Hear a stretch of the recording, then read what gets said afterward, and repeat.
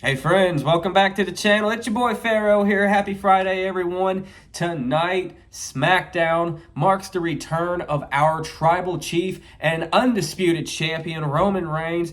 If you haven't acknowledged him today, you better. Yeah, great to see Roman back at work, but he's not the one we're talking about today. I actually did a video about him last week, if you'd like to check that out. No, today we're talking about somebody else, massive name in the world of professional wrestling. That is CM Punk, fresh off of an AEW firing. You know, we all know the incident that went down at All In. Jack Perry of all people, wow. That's going to be a name synonymous as to why CM Punk got fired. Be it fair or not, but hey, who would have guessed? Who had that on their bingo card? Nonetheless, CM Punk, his name's been in the news ever since the firing, potentially going back to WWE. We know they held a show in Chicago earlier this year. He was backstage making amends with people. People like The Miz was a name that was mentioned due to some Twitter comments that Punk made in reference to Miz back when Punk was one of the co-hosts of the WWE Backstage show. And if you all didn't know, when he did do that show, he was not an official employee of the WWE. He was not under any contract with them, and this is all factual information you can look up. It was by Fox. Fox wanted to deal with it, and ultimately Vince was like, okay, but you know, we did hear rumor, we heard that Vince was reluctant, and I can believe that just because of the history and things of that nature.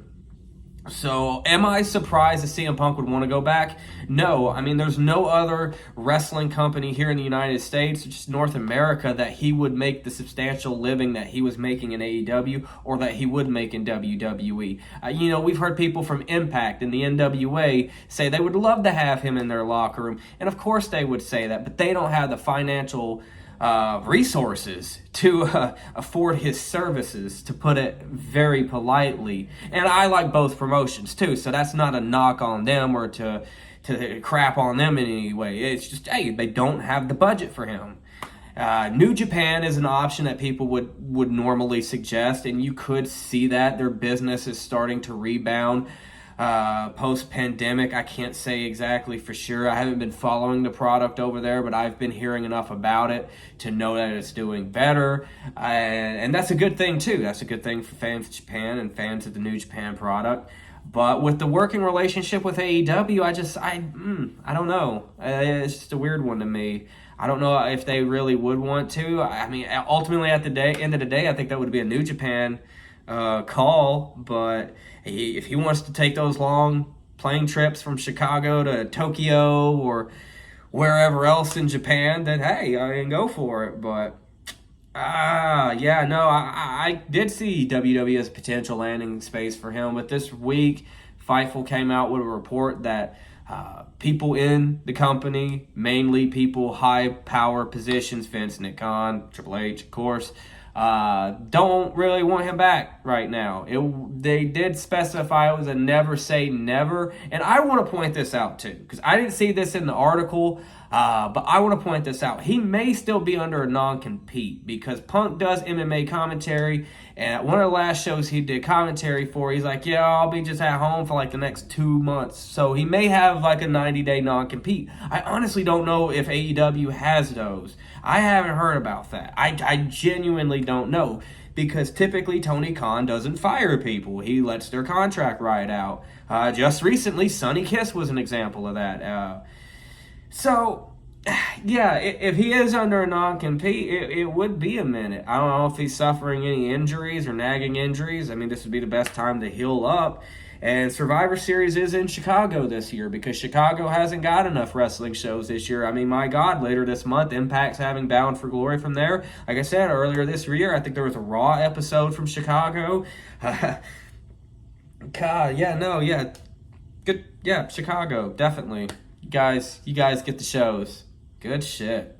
Anyway, bringing him back to the company would be a cool idea at Survivor Series at Chicago, back in his hometown.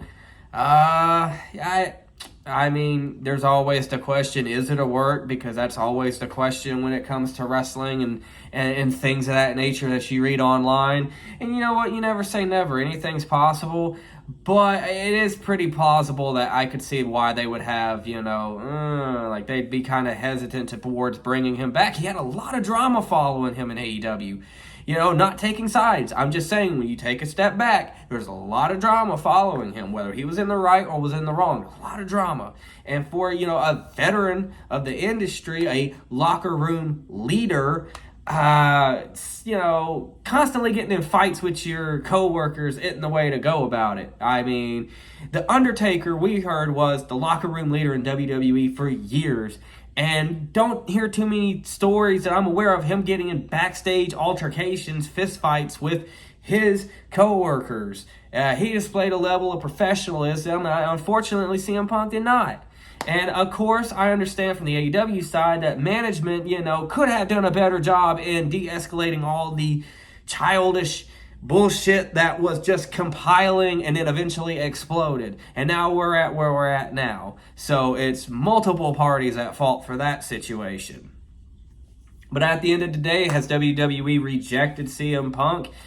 Possibly for now. Again, if he's under a non-compete clause, we'll have to see if that tune changes. Again, Royal Rumble season's coming up. WrestleMania's coming up. Survivor Series not the end-all be-all. He doesn't have to be on that show. There's enough star power on the roster right now. They have enough main event players. They're doing fine. And honestly, they don't need him. AEW, it would help, but they don't need him because they were successful in their own way. God, somebody's going to pick me apart for that. They're not a billion-dollar company. I know that. They're not publicly traded. That would probably explain why. But, yeah.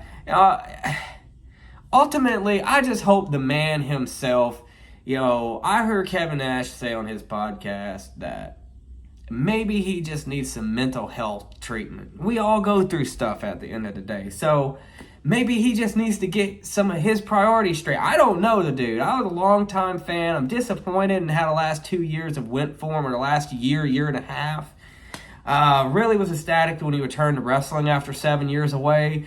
Really disappointed about the way his AEW run ended. If he went back to WWE, it's just like I'd have caution, about like, oh, cool. Is he going to be there 6 months later? Because now he's starting to feel like the Ultimate Warrior to me. Now he's starting to feel like a modern Ultimate Warrior. But again, ultimately, I hope the guy just is well. He clearly has some stuff going on, so hopefully he's just well. And that's that for me. What do you guys think? Would you like to see CM Punk back in the WWE? If so, who would you like to see him face? I know a lot of people are saying Seth Rollins. I'd definitely be down to see that match. Let me know down in the comments. Make sure to drop a like if you made it to the end of the video. I always appreciate it. I thank you for your support, and I will catch you on the next one.